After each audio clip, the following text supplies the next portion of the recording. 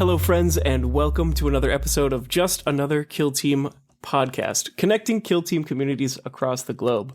Your hosts today are me, I'm Jason. And I'm Travis, regular co-host.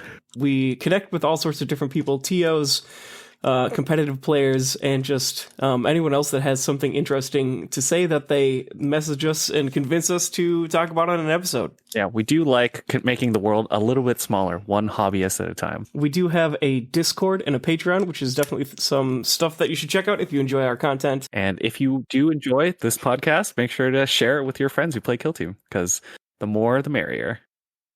In today's episode, we interview the first place winner of the UTC Finals event, which took place on January 13th.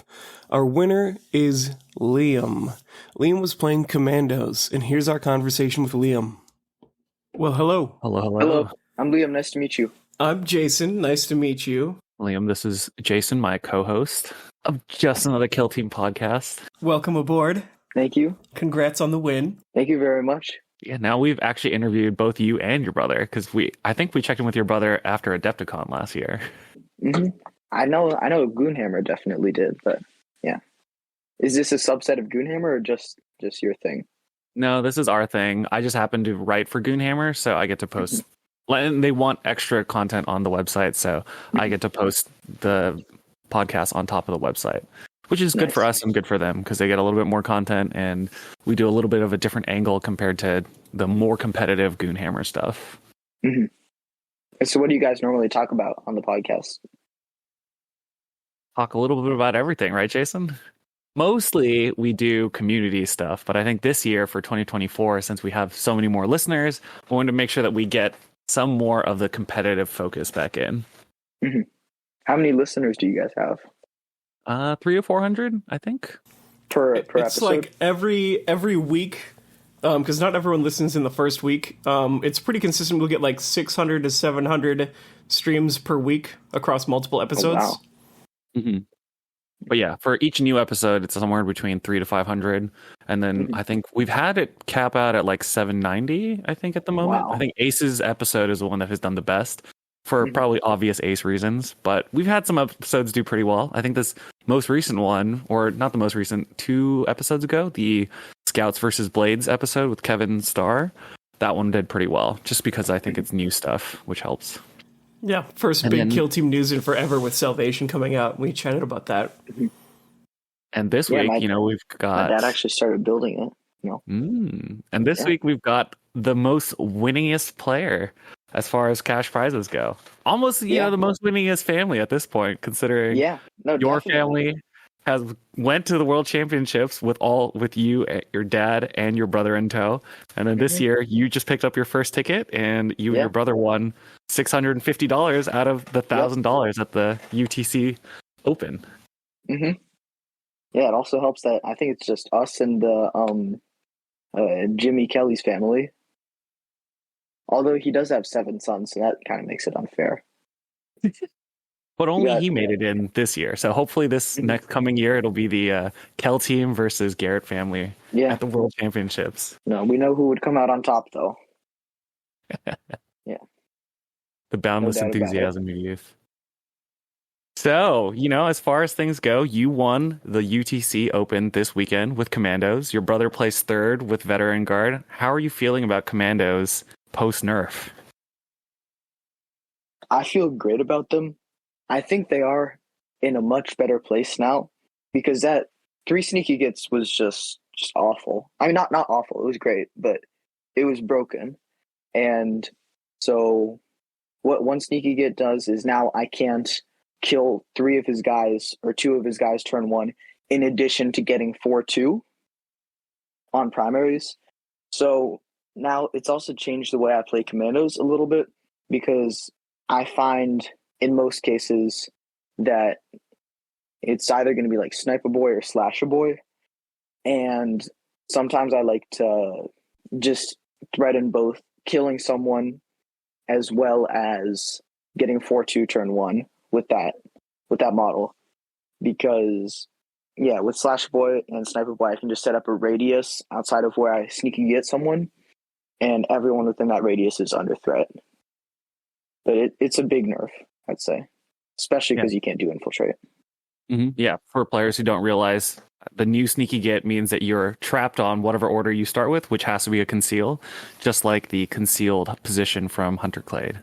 Yeah, it synergizes well with the Kommandos just because the Sniper Boy is a good choice because he can shoot from a silent position with the best spot for 2 action points, and then the Slasher Boy is just like a solid melee piece he can charge from conceal.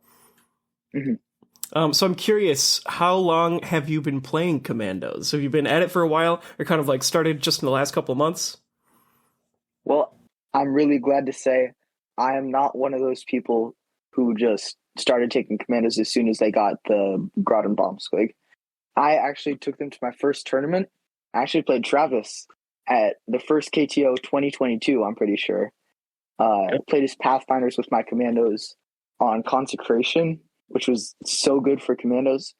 And I think I lost by 2, which was a pretty close game. Although the board, along with the mission, just stacked it super high in my favor. And Travis ended up winning that one. So I've been with Kommandos since the start, although I've taken some breaks, But I love them. You've done very well with them. They're really nicely painted, and you've been playing them for a long time. So you're definitely not a meta chaser, but it doesn't hurt when the meta follows you, right? It doesn't hurt, no. Yeah, because last year when I won my golden ticket at Chattanooga, I was planning on taking Chaos Colts, but then I decided I didn't want to sell my soul at the young age of 13. And so I switched to Kommandos, but little did I realize they were almost as good as Chaos Colts at that time. But yeah. There were 2 nerfs that the Kommandos got at the Q4 2023 data slate. They got Sneaky Get change, and they got the Bomb Squig change. Did you notice the Bomb Squig nerf at all this weekend? Oh, it hurts because before, what I loved to do was I could threaten so much more with my Bomb Squig because I could give him an extra APL and he could then move and dash and blow up, which gave him an 11-inch threat range. Now, although technically it's just 1 inch less since he can only charge and blow up, really you have to have someone within 9 inches of you to charge because you have to end with an engagement range. And I find that just hinders the use of the Bomb Squig so much. So yeah, it's a big nerf, and what I now have to do is instead of getting off a crazy Bomb Squig blast turn 2, I really now have to wait until turn 3 or turn 4, although it's still very effective then. I just can't swing the game super early on, which is what I like to do.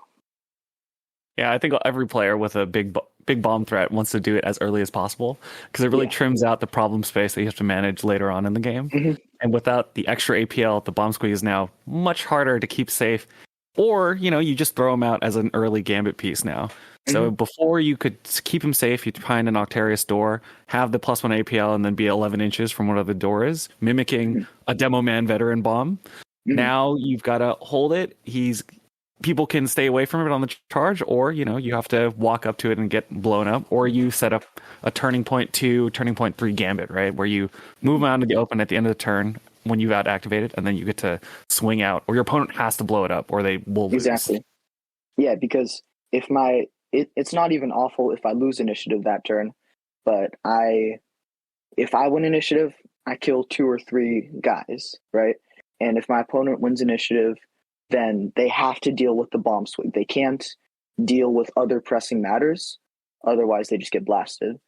And something I've done, and a lot of players have done, to get initiative turn 2 or turn 3 is, I guess this might be common knowledge by now, I don't know, but I like to give my opponent initiative turn 1. So what that does is I break ties turn 2, and sometimes as a Kommandos player, I'll set up threats turn 2 that will threaten my opponent when they come near me, like defensive threats or reactionary threats, rather than threats like Dynamite or Bomb Squig. That'll just go if I get first activation. And what that does for me is, like, A, when my opponent comes near me, I have the tools to deal with them. And B, that allows me to give initiative to my opponent turn 2 if I win it. So that now I can have my serious first activation threats go turn 3. Yeah, moving the importance of your activations a little bit further into the overall turn structure, just to react to people having stronger and stronger threats. Yeah, it sounds like a very patient way to play. Very late game. It sounds like you shoot for that 4-2 at the beginning. What kind of attack ops do you like to play to kind of lean into that whole play style? Well, I love Seek and Destroy. It just fits me as a Kommandos player. I like being orky, although Kommandos, you really do have to play them sneaky. So I often take Eliminate Guards, Route, or Rob and Ransack and Shock Tactics because I like to get ahead early on. And if I can't get ahead early on, then maybe I'll drop Shock Tactics and I'll just go like Route, Eliminate Guards, and Rob and Ransack. And then sometimes when I'm playing an elite team, such as like Talons or Intercession or Legionaries, I'll have to go for Infiltration because Seek and Destroy relies on you killing them.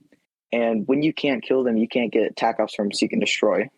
So I take Infiltration, and I really like Seize Defenses, especially on Into the Dark when they have to put it on the center line. And Seize Defenses maybe Subversive Control because if you, on Into the Dark especially, if you want to win the game, you need to break through on one side. And the last one could be a Faction Attack Up or even Gather Surveillance, which is where I need to be in his territory and more than 3 inches away from his guys. And that's very easy with the Grot. Yeah. Yeah, especially when you out-activate them like that. Yeah, I think I've seen both you and Adrian pick up the +1 APL on the Grot so that you can go steal objectives just because you're barely out-activating someone, or you can always steal it away from a 2 APL operative in the back line, which is very good. Yeah, the Grot is, I think people often overlook the Grot. They say the Bomb Suit is more like showy and flashy, but the Grot, he works to get stuff done. He's an MVP on the team for sure. And did you notice any of the buffs for some of the other teams? I know that with the last data slate change, Casterkin obviously got some changes. I don't remember if you ran into any of them, but did you notice any teams getting buffed, or how are you feeling about the buff teams with the current data slate? Yeah, so I don't think I ran into any seriously buffed teams. I know I ran into Hunterclade first game, but those buffs didn't really, to be honest, I don't think they did a whole lot because I used to play Hunterclade, and you're not really switching your imperatives every single. I mean, you are switching them every single turn for the most part because, for example, turn 1 you're setting up, turn 2 you're shooting, turn 3 you're fighting, whatever. And yeah, so for the most part, you won't have to deal with those negatives. And now that they've removed those negatives, what I understand the buff is, it doesn't do a whole lot. And then I don't think I played any other teams that were buffed, but Kazarkin, I'm not too worried about them on open board. I think it could be close, but I think Kommandos would still have a small edge in that matchup. However, on Into the Dark, I do worry about them a lot more because those, I don't know what they're called, but the Overwatch ones where they don't worsen their ballistic skill for Overwatch or for any reason, I'm not sure. But that worries me more because they can just run into a room and go on guard. And sure, I have my 2 smoke grenades, but after those are done, those rooms are theirs to control, I'd say. Yeah. And then Pathfinders also, I'm scared of Pathfinders. I'm very glad I didn't have to play them this event, but they're just, if I'm being honest, I think they might be at the very height of their power, maybe even more powerful than pre-nerf Pathfinders. They're scary. I don't know if they're as good as pre-nerf Pathfinders, just because back then I could strip heavy cover, but they are definitely, this is the best they've ever been rules-wise. Yeah. So we'll see. By the time this comes out, who knows? We'll see. LVO is already done, so this will be in the rear view. So if I do well, I'm sure regular listeners who are on our Discord will definitely know, because I'll be sure to post in there. Mm-hmm. Yeah, I hope they get a emergency balanced data slate. That's all I can pray for right now. Just like Colts. Yeah, I mean, to be fair, I think Pathfinders, back when they were good, didn't have nearly as many melee-centric teams roaming around the meta. Now we have Felgor, Chaos Cults, and Kommandos with the 11 activations do definitely hurt a little bit. So it might be that they are okay, but considering that at the time of recording, I'm planning to go to LVO, and I want to win as many games as possible, I expect that they are quite good. So we'll find out. Yeah, I know you're a great player, and I'm gonna be honest with you, Travis. I know you can do it because you've been to the last 2 world champs, 2 in a row, and yeah. So I'm certain you'll do well. We've got a little section that we like to do for Operative Showdowns. Operative Showdown. Then obviously this week's Operative Showdown, we wanted to talk about Kommandos a little bit to try to help dig deep for some players who are interested in picking up Kommandos post-nerf, because they're not that much worse, but there are some interesting decisions that I've seen players make from time to time. And it's mostly around when you're bringing in normal boys versus specialists. Do you want to talk a little bit about how you go into the process of making those decisions when you look at a map? Yeah, so I think there are a few auto takes. You're always going to want to, I almost always take the Groudon Bomb Swig unless the board just sucks for the Bomb Swig. But as long as I have some heavy cover, I take the Groudon Bomb Swig because even though they're both individually useful, they're just as useful for their activations. Then I always take the Knob with the Big Choppa, because at least for me, the Power Claw is just not reliable enough. Even though it's 7 damage and brutal and I can kill a guardsman with it, if I don't roll any crits, maybe I only roll 2 hits, then I'm not even killing a guardsman. And that just doesn't happen that often with a 2-up. Then I always take Daka Boy and Rocket Boy and Slasher Boy. And pretty much everyone, okay? Except Burna Boy and Breacher Boy. Those are the 2 I'm sure we hear the most are left out. So Breacher Boy, I won't take him sometimes if, especially I'm into the dark. I often do not take Breacher Boy. Instead, I opt to go for a regular boy because his Breacher Ram or whatever it's called, it's just not very reliable. 3 attacks hitting on 3s is just not enough to get the work done, especially since you normally need 3 attacks to kill an operative. I just don't love it. On open board, he's very useful because he can maybe get a smoke grenade off very far up on the board, or stick bombs or dynamite, or he can even just like charge through a wall and clear out someone blocking a door, right? So I take him most of the time on open board, and only time I would take him on Into the Dark is if there are maybe close corridors that my opponent would block off with barricades that I would need someone to be able to go through. Because the downside of the Breacher Boy is with only 3 attacks, you generally have to give him a Choppa so that he can guaranteed do a fight. So you're getting utility of moving a piece around, but you're losing some equipment points. So when the equipment points are a little bit tighter, then you definitely wouldn't want to bring a Breacher. So in the dark, I suppose you're going to use smoke grenades a little bit more just to give yourself extra spots to move up safely. So then those 2 points to make a more reliable boy, it's kind of pointless if you're not stuck in a hallway, right? Yeah. And then as for Burna Boy, I'm not going to lie to you guys, he's starting to grow on me. Early on in Kill Team history, I pretty much never took him, but now he's getting stuff done, right? So against almost everyone, I'm going to take the Burna Boy, especially on Into the Dark when he's Lethal 5. You combine Lethal 5 with Daka Daka Daka, where you turn, if you get a hit, or if you get a crit, you'll turn a miss into a hit. You combine that with Daka Daka Daka, and you're getting something like 2 crits and 3 hits each shooting attack.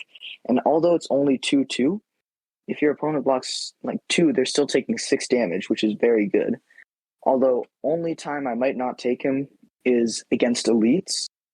But if I ever have the equipment points to spare for a Choppa on him, I would always take him. And against elites, when they have like intercession, 14 wounds, I might not take him unless it's Into the Dark. Yeah. Because that damage just isn't putting in enough. Although when intercession takes double parry or is able to, sometimes Burna Boy is able to do more damage than a boy charging and fighting. Just because when you get the shot off, you can push in 3 hits compared to the 1 hit that you would get if they can duelist double parry. Okay. Mm-hmm. And that would be coming up from your practice against part of your team, right? Plasma Spam's got a pretty large team, and Janice is a big duelist player. Yeah. Yeah, I owe a lot of my success to Plasma Spam as well as my family, because they're just great to practice with. I think it's really important to have people you can regularly get in games with who have different play styles than you. And yeah, that just helps you improve as a player. And then, yeah, my family is also really helpful to like support me, and I can support them, and I'll just work together. Yeah, you're definitely in the unique position of you probably have the easiest access to regular competitive games because you and your brother, Yeah. obviously in the same household. I think when we've talked in the past, you say that you guys will probably get in like a game a week at least, which is Yeah, it's changed now that school's starting again, because now I'm busy with school and sports, he's busy with school and sports, so we'll only get in maybe 1 or 2 games a month now, which is still pretty good. it's not bad, especially because it's just like in between time. I think you guys have said that you'll leave a board out and play over a little bit of time, so you can just like when you have like 10 minutes, do 3 activations, and then go back and go do homework, which is really cool. It's not something that most people have access to. Yeah, helps a lot.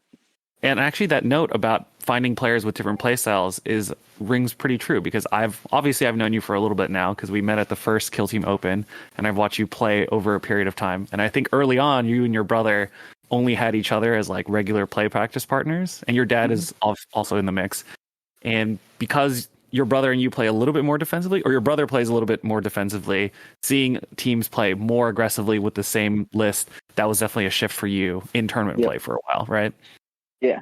And then also, it's funny, at the first Kill Team Open, so my brother was taking Pathfinders, I was taking Kommandos, and my dad was taking Vet Guard, and none of us were very good at all. In fact, we're all like pretty bad, because we all like, when you just play the same people over and over again, and you guys never try anything new, you're never going to get better. That's why you always got to, like, even if you think it's stupid, try something new in your game, see if it works. But yeah, and then Leander was always beating us, my brother. And so we went to Kill Team Open, and we were certain he was going to win the whole thing or make the top cut. And then he actually went 1-3, which was rough because we all thought he was so good. And then I remember getting home, and he said, "Oh, I saw you play a Pathfinders guy. How good was he?" And I said he was around your skill level, because I didn't want to say anything bad. But again, for me, I actually believed that at the time, because it's hard to see when a different play style, sometimes it's different or sometimes it's better. But that's why you just got to try different things. Yeah, getting out and playing with your local play groups is definitely a big part of why we're doing this to begin with. Because me and Jason, we both run our own little scenes. Obviously, our scenes are right next to each other. Me and Liam, because we just saw each other for the UTC, and I assume I'll probably see you next month for the soon to be streamed event. I don't know when we're going to announce that formally, but Which one?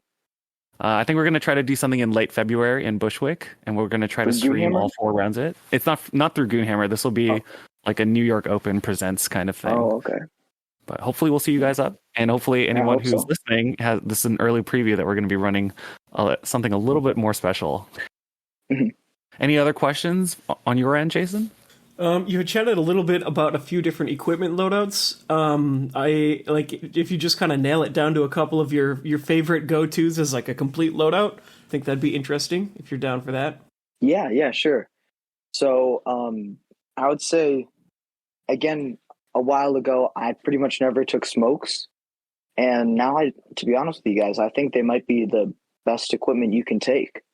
Because especially on some open boards where there's not cover, I don't want to lose any of my guys turn one. I mean, I know no one does. But especially when each of my guys does something special, I can't really afford to lose those guys in those activations. And so I like taking smokes, so maybe I can move my bomb swig up in safety, or I can move a guy onto a point so he can stage an attack from it. And so, yeah, I like smokes a lot. Then, of course, dynamite is great, and stick bombs and choppas. Those make up most of my equipment these days. And climbing ropes, I really don't take that often anymore, especially since I can just sneaky get someone, or I have or a recon dash. I don't feel the need for it, but occasionally it could be helpful. So a lot of the time, my equipment would look like maybe stick bomb or dynamite, stick bombs, 2 choppas, or maybe like 2 smoke grenades and 2 choppas. Because also, I forget a lot of the time that even though Kommandos is a melee team, if you take all your gunners, including Burner Boy, then you really only have your Knob. You also take Breacher Boy. Then for good melee guys, you really only have your Knob, Slasher Boy, and your Boy. If you're taking the 11 guys, so those choppas are really helpful to make sure you're actually good at melee. Otherwise, you're just with fists. So yeah. Yep, 4 dice on 3s, 4-5 is much better than 4 dice on 3s, 3-4. No, 3 dice on 3s, 3-4. Oh, they're Yeah, no, they don't do anything. Yeah, the fists are. It's like, I guess on that note, if you're playing against Kommandos and someone's got fists, that's the one you want to tie up in melee. Yeah, he just cannot do anything. I mean, he probably won't die, but he can't do anything to you. Mm-hmm. Yeah. All right, yeah. I mean, that's definitely good advice for anyone trying to pick up Kommandos, or even hopefully this will be a reference for people still picking up Kommandos in the future, because I think it's all pretty important advice. The introduction of more obscurity coming up in the next pack will probably make it so that maybe smoke grenades aren't as important on Beta Decima, and then you can play around with other equipment loadouts. So part of the fun of the game is as you change different terrains, you get to adjust, right? You mentioned that when you're on In the Dark, you take the Breacher Boy less just because there's less walls, which frees things up. So an important thing when you're practicing or playing, just to try new stuff. Speaking of new stuff, Jason, you want to introduce our news segment? Yeah, so the news segment is Finding the Line. It's a little more competitively focused. Just because for 2024, we're going to try to be a little bit more competitively focused. I think one thing that's missing in a lot of the competitive discussions is not just how to play your first turn or what equipment loadouts. It's how do you adjust to the battlefield conditions of any given game. Because that's really what makes Kill Team special. When you look at 40K, or you look at a lot of army games, you can just do a bunch of stuff, blow up part of your opponent's army, and then just sit around and kind of wait. Whereas like in Kill Team, because there's alternate activations, you have to be able to see a couple activations into the future and kind of shape what your opponent wants to do. So my question to you, Liam, we're going to try to get 3 different parts out of this segment. The first one is going to be, what is the problem that you're trying to solve? Describe to us a map, a mission, a player, a problem that maybe happened at this weekend's UTC, and then which tools of the team are you looking at to actually try to solve it, and then how did it actually play out when you actually rolled dice? Because sometimes we come up with plans, we roll the dice, and everything goes haywire, and then you got to readjust, and that's part of the fun of Kill Team. So a story in 3 parts. All right. Let me think of one. And if you want, I can give an example, maybe for something for the WTC or World Championships, if you want me to go first. Yeah, sure. You could give an example. Sure. So I'm playing Pathfinders versus Star Striders at the World Championships.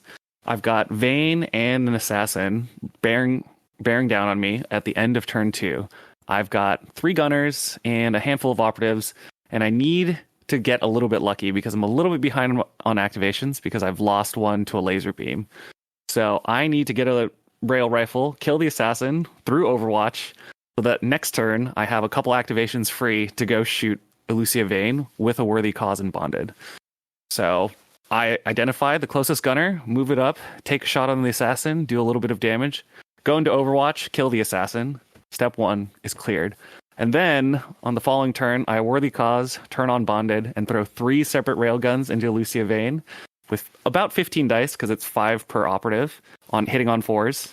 And I get 2 hits, 2 of them crits, but my opponent just invuln saves out of it. And he goes on to win the game by, I think, 1 point. But the way that I win in that position is killing the assassin in Vayne, so that now I have access to the rest of the board to go score. And I got stalled out, and I rolled a bunch of dice, and my opponent was able to get through it. And that's definitely one of the downsides of playing Pathfinders, is when the chips are down, you're going to throw dice, and your opponent always gets a defensive save. So while it was a good plan, it didn't end up working out. So how do you feel like you approach something like that at the UTC? Well, so I guess an example could be my game against Orion, or my game against Nick. Sure. So Nick was taking blooded, and so we have all our guys in the middle of the board behind an I have probably 4 guys behind the L-shaped Octarius building. He has a couple guys behind his L-shaped Octarius building, including his Ogren and his shotgun guy, his trench sweeper. And then in the middle of the board, ready to just blow up all 4 of my guys, is his Diabolic Bomb. And in front of his Diabolic Bomb, I have my Daka Boy hidden behind cover. So I guess we do what's the problem first? Mm-hmm. Yeah, how are you going to break through this box? Somewhat evident, but our problem is that if I don't do something, his Diabolic Bomb is going to kill all my guys and lose me the game in the start of turn 2. So luckily I broke ties, and so I won initiative that turn. And so since my Daka Boy is right in front of him, and his Diabolic Bomb had previously just killed the Grot, so he was engaged. So I made a plan, so I thought maybe Daka Boy just Daka dashes so that the Diabolic Bomb does not get a cover save, and then I can move out of the way for my last activation. That doesn't work. I thought maybe I can do shh and get everyone out of the way, but I thought, no, I want to save it for later. And then also I found a way to tie everyone up without using shh, because I also need that CP for Just a Scratch and Daka. So what I did was I had Daka Boy go, he switched to engaged, and he shot the Grenadier, Diabolic Bomb, and unfortunately I did no damage. But what's important is that then I charged into, I think, 3 of his guys with the Daka Boy. And so although he can shoot into engagement range, what that does for me is it ties him up, and he can't really kill me with just one shot unless it's plasma or something. So he has to spend a couple activations dealing with that. He can't, his Diabolic Bomb doesn't have an extra APL, so he can't just fall back and shoot. So that gives me a couple more activations to think about what's going to happen. And also, it relates to a point I heard Mateusz say from World Champs. He says he had recently played my brother, and my brother said he was just incredibly skillful. And my brother said that he doesn't roll dice, right? So Mateusz was taking inquisitorial agents into my brother's vet guard, and he just didn't roll dice unless he had to, and he only rolled what was very likely for him. And so the reason that was important was he gained his advantage through positional play, not through killing people. And so when you don't have to roll dice and you don't need the dice to go your way, then it helps you a lot to create an advantage even if you're a little bit unlucky. And so when I shot that shot, I didn't really care if I did any damage, because sure, it would be nice to kill him, but the main object of this is I'm tying all 3 of his guys up. They can't do anything for a couple activations. And so even if I do no damage, he's still tied up. But yes, that's how I reasoned through it. And I ended up winning that game. I think, I'm not sure, but it was pretty close. It was a pretty close game. I think that was maybe a 1 or 2 point game, if I remember correctly. Yeah, should I pull it up right now? Or I can take a look. I think it was round 3. Yeah, round 3. Yeah. Oh no, you won by 5 points, so it wasn't that close. Okay. It might have felt close, but I think perhaps getting 3 blooded operatives tied up in combat is definitely not a good sign against orcs. Because if the Ogren has to go and manage it, then everything else is now still in the pump, and then you can still react with other charges. Because it sounds like you had a pretty big traffic jam around one piece of terrain. And my Daka Boy had Choppa, so he was very competent in melee. And also, that was really helpful because behind the door, I had my boy with Dynamite. So later on, he went on to throw at one of his guys along with his Ogren and kill the Ogren and not kill the guy. But yeah, so it was just really helpful to tie him up. So now he has to move back, and now he has to bunch up if he wants to stay near there, right? So it gives me more blasting opportunities as well. I think that actually ties into one of my losses at the World Championships, where I went to open a door off of In the Dark with a medic, and then because I was just a little bit lazy on positioning, mostly because I was mostly at the World Championships just to hang out and play, I had left a medic next to a door, and that first charge that I allowed to happen, which I didn't need to allow to happen, because on In the Dark, when you get to a door, you can open the door and continue the rest of your movement or your dash, which is an important tip for anyone looking to play on In the Dark. I left a model that didn't need to be able to be charged get charged, which ended up costing me my ability to pick off 3 models with marker lights for the rest of the turn. So I think I went from what probably could have been an approachable game to definitely a losing game. Mhm. Although I will say, I'm very excited to have my recon drone on In the Dark this. Yeah. No, Thrilled. it's going to be interesting to see. I think, I pity anyone who has to come up against them. Although maybe I'm hyping them up too much. I don't know. I do worry about that. I don't know if I've ever beaten Pathfinders in my life. It hurts to think of them. Yeah. They are a scary team. You can put down a lot of dice down range, and depending on the terrain, your opponent can have a lot of room to make sure that moving into any position is very scary.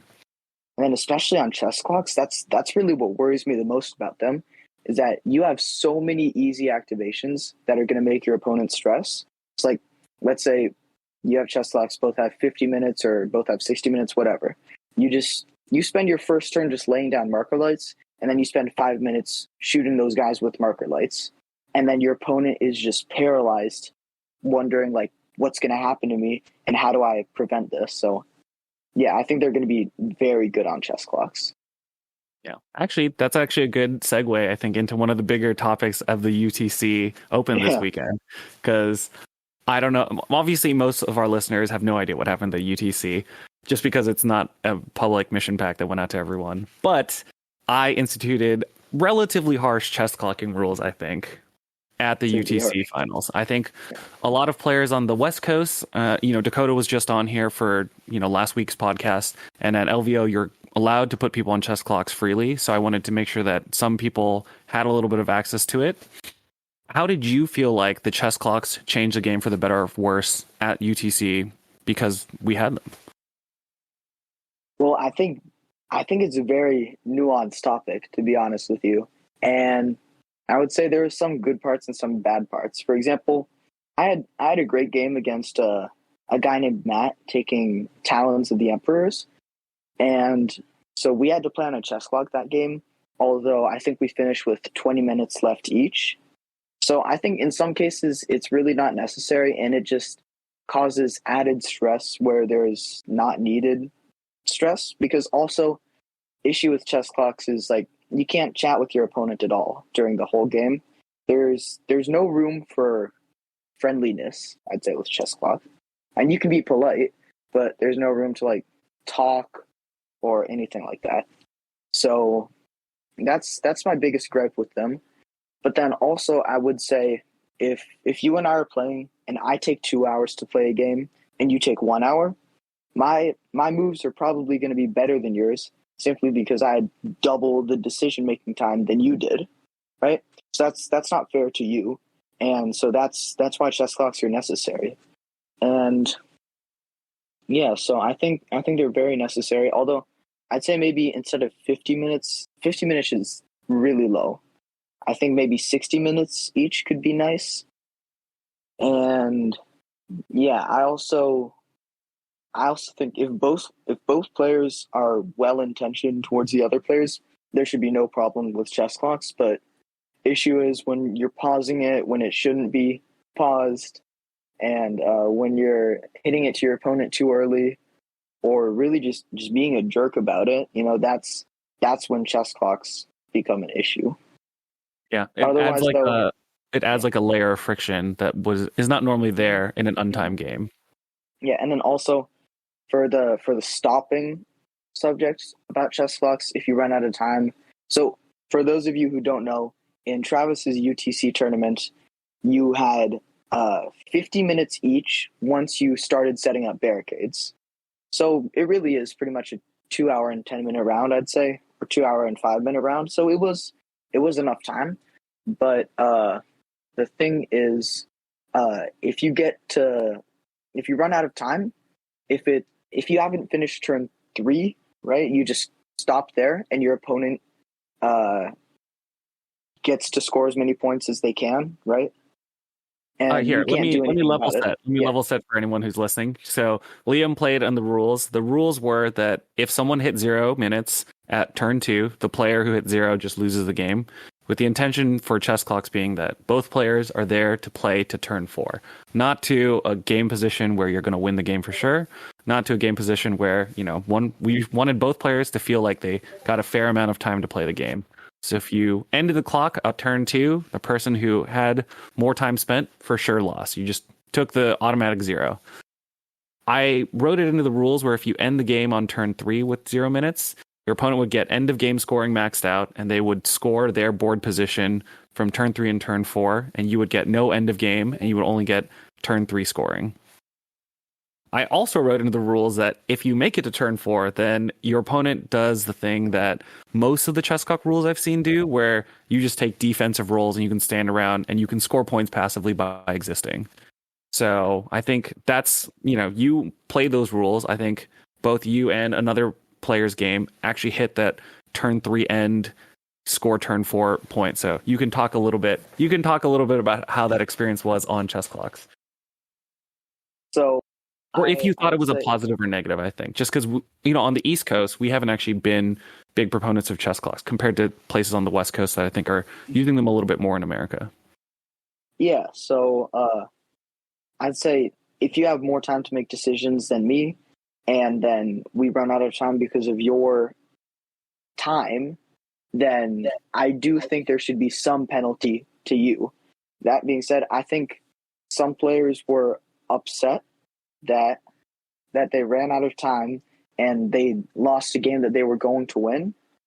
However, I would say in some cases, it could be argued that the reason that they were going to win that game was because they had taken more time than their opponent, right? So, because again, you can make better decisions in 1.5 hours in Kill Team than you can in 30 minutes. So yeah, that's what I would say for... Did you enjoy having the chess clock when both players were friendly? Because I expect that chess clocks are actually probably a net positive when both players can just play by intent and just play, on the clock without it being a lot of hitting it back and forth. Since I wasn't the player, I don't know how it felt for you because you were on chess clock a couple times. Yeah. It felt completely fine, to be honest. I mean, as long as both players are friendly and they're kind to each other and they respect each other, and they just aren't incredibly sweaty, it'll go completely fine, right? You hit your clock back and forth, you remind your opponent when it's on their time, when it shouldn't be, and you just be a decent human being, I'd say. And then, yes, I think it's overall a positive, and those who are using them unfairly should be punished in game for it, right? Like yeah, I would say so. And then, as for me, the game of mine that didn't finish, we talked it out as well. I mean, all right, yeah. So we talked it out as well, and I think we said the result would have been the same because it wouldn't feel good. I know it would be technically right that if you win a game on time, even though the other person was going to win, if you finish the game, wouldn't feel good. But then also they took more time than you. But yeah, what matters is that you both treat each other well. And if you treat each other well, there will be no bad experiences with chess clocks. Mm-hmm. Yeah, I think, for what it's worth, winning by chess clock is a fully legitimate way of winning when chess clocks are instituted. There's a difference between chess clock tournaments and fuzzy time tournaments, where in fuzzy time tournaments, we are expecting players to kind of talk to each other a lot more, because there's going to be rules discussions, there's going to be more questions, and we want players to actually interact. And sometimes those interactions take longer than we would like, but that's what you get when you play a fuzzy time tournament. When you play chess clock tournaments, my opinion is that the chess clock is there to make sure both players get the same amount of time. And most players don't actually need the same amount of time, I think, because depending on the team, some teams really don't need as much time. When you play a more elite team, theoretically, you shouldn't be hitting time all that much because you just have less activations, and there's only a Space Marine can only do 3 things in a turn. It shouldn't take 10 minutes to make one move. It can, but it shouldn't. Yeah, and it's like you said that if you choose to use a chess clock, then you gotta play by the chess clock, right? You can't do take backsies halfway through the game because you realize you're running a little low on time. If you choose to play with a chess clock, then you're playing with a chess clock, I'd say. Yeah, I think that was the thing that I hoped that everyone who played on it took away from it is the game is going to be very different when there's a chess clock in play, just because you have to respect that is going to be the more important thing, not just whether or not the game is a satisfying end. I think there's probably two competing things where some players want to play the best possible game of Kill Team with as much time as we want, which is where we get the World Championships in 4-hour rounds. You know, I had a 5-hour game at the World Championships because I wanted to let my opponent think about all the ways that I could shoot him, and I still shot him to pieces. But you know, those are not games that I would generally say most people want to play. And then there's games where you want people to take the same amount of time, and that's what clocks are there for. It was somewhat different for me at the World Champs. I don't think any of my games went all the way. They all just went like 2.5 hours. For me, the 4-hour rounds were just so I could chat with my opponent and get to meet someone from like Mexico or Spain or Australia or Poland or whatever. It was those 4-hour rounds were really just to socialize for me, because a game of Kill Team, I don't think it should take 4 hours. Only reason it takes 4 hours is if you're trying to be perfect every single move. And that's my brother told me this. I think it's very smart. He said on a chess clock, you can't try to make every single move perfect. What you got to do is you got to make the unimportant moves, make them solid, and then don't take time on them. And then the moves that really matter, that's where you spend your time, right? You can't be perfect everywhere, especially on a chess clock. Correct. That's how I think. All right. So we went over your UTC stuff. We talked about Kommandos and how to get into decision making as far as big things. Any other things you want to talk about while you're here, Liam? I also want to thank, like I said earlier, my Plasma Spam team and my family, because without them, I would not be able to be a good Kill Team player. It's not something you can do on your own. You need people around you to help you, like all aspects of life. Yeah. And also, tournaments help you improve a lot. So if any of the listeners are debating whether to go to your first tournament, it's what kickstarted, I'm sure, Travis's journey, my journey, Orion's journey, Ace's journey into becoming the Kill Team players they are now. So, yeah, it helps to play new people. Yeah, getting outside of your circle is a big part of why we're doing this, right, Jason? That's absolutely true. And if you want to meet up with other fans, you know, we've got our Discord. It's been growing actually pretty regularly, and we do have discussions for, you know, what are the next topics on our Patreon. Because I write for Goonhammer, some of the benefits for our Patreon subscribers is they get to help me dictate what's going to come up next on Goonhammer articles. Nice. What's your Discord? Discord is just another Kill Team Discord, because there's so many of them nowadays. It's just another Kill Team podcast. Mm-hmm, yeah. Mm-hmm. We'll have a link to that in the episode description as well. And speaking of podcasts, if you guys want to get more content, you can always head over to the Woodley Warriors Kill Team podcast. It's a podcast run by my brother and I, all Kill Team stuff. It's on Apple Podcasts and Spotify and pretty much anywhere you want to find podcasts. We'll definitely have a link to the show in our description, so don't you worry. If anyone wants to hear a little bit more from Liam about any of him and his family's adventures, there'll be a link in the Discord and on the show notes. All right, thanks for having me on. It was great to meet you, Jason, and yeah, great to see you guys. Yeah, thanks for coming on, and thank you, listeners, for listening until the end.